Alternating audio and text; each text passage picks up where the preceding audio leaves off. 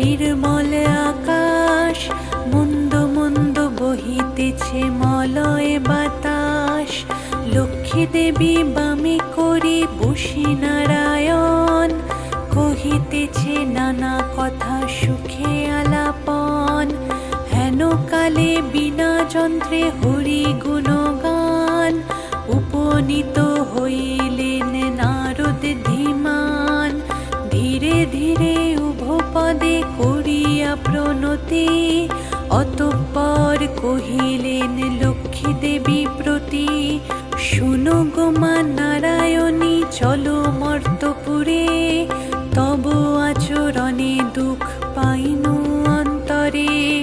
তব কৃপা বঞ্চিত হইয়া নর নারী, ভুঞ্জিছে দুর্গতি কত বর্ণিবারে নারী।